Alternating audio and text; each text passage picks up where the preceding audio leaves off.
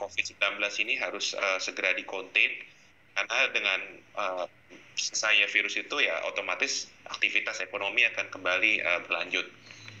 Oke, dengan perkembangan terkait dengan wabah corona di dalam negeri, menurut Anda ini kira-kira akan membuat pergerakan seperti apa di indeks kita? Kelihatannya akan menjadi tetap sentimen yang kalau misalnya ada sedikit berita jelek, kemungkinan besar bisa menjadi sentimen negatif buat market kita. Karena yang seperti kita tahu, di Indonesia sendiri kan outbreak-nya baru mulai dari minggu lalu. Dan angkanya ini kan sampai sekarang kelihatannya belum terlalu terefleksi seperti di negara-negara lain. Jadi sedikit berita negatif bisa menjadi bumerang dalam indeks kita. Baik, Anda melihat dari konsumsi kita apakah ini menurun atau seperti apa? Karena ini sangat mempengaruhi pasar kita ya. Betul, kalau dari konsumsi saya yakin di bulan Maret ini cukup menurun karena banyak yang melakukan work from home. Kemudian yang seperti kita tahu industri travel dan hotel paling terkena dampak negatif dari virus COVID.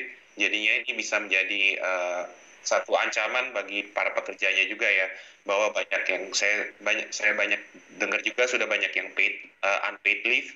Jadinya itu pasti bisa mengganggu konsumsi mereka. Jadi memang harus ada stimulus-stimulus dari pemerintah untuk meningkatkan konsumsi.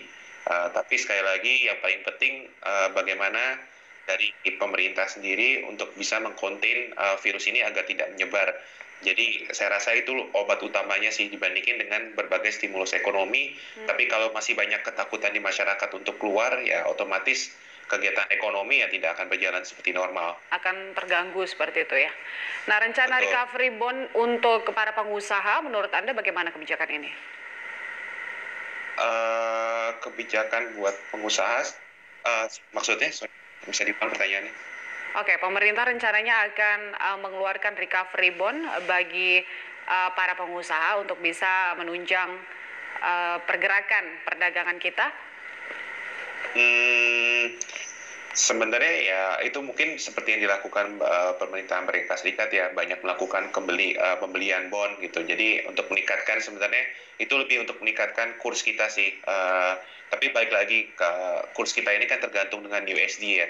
Kalau misalnya USD-nya tetap menguat dan rupiahnya juga tidak bisa menguat, ya otomatis rupiah kita akan melemah terus gitu. Jadi itu positif, tapi balik lagi kalau dari segi dari saya sih, saya lebih prefer mungkin untuk stimulus-stimulus yang lebih direct ke consumer juga ke perusahaan itu sendiri. Oh, berarti lebih ke konsumsi seperti itu ya, Mas Andre.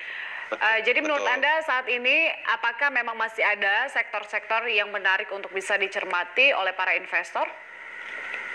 Kalau untuk saat ini mungkin saya lebih cenderung ke sektor-sektor consumer, kemudian utilities mungkin seperti telco operator, mungkin yang lebih defensif seperti itu. Untuk perbankan memang kalau kita lihat rebound-nya cukup kuat, tapi sebenarnya dari sektor perbankan ini masih dibayang-bayangin oleh ketidakpastian tentang pertumbuhan ekonomi. Karena kalau sektor perbankan itu memang sangat sensitif terhadap pertumbuhan ekonomi. Apabila pertumbuhan ekonomi melambat, otomatis sektor perbankan akan melambat. Jadi mungkin untuk saat ini perbankan lebih ke technical rebound, tetapi fundamentalnya masih banyak uncertainty. Jadi kalau saya sekarang lebih prefer consumer dan utilities yang bisa dapat benefit dari stimulus-stimulus dari pemerintah. Oke, Mas Andre, sekarang IHSG berada di level 4.500. Apakah nanti ada potensi untuk bisa terdorong hingga penutupan atau bagaimana prediksi Anda untuk rentang hari ini? Saya rasa sih pasti masih positif ya, karena kalau kita lihat indeks regional juga masih cukup kuat, dan saham Indonesia kalau kita lihat 2 minggu belakangan memang hanya bursa Indonesia yang tidak mengalami rebound. Jadinya wajar kalau hari ini mungkin kita bisa lebih cepat lajunya.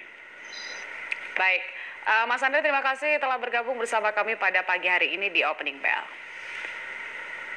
Pemirsa, kami akan kembali dengan perkembangan terkini seputar perdagangan di pasar komoditas. Informasi selengkapnya akan kami hadirkan usai jeda. Tetaplah di IDX Opening Bell.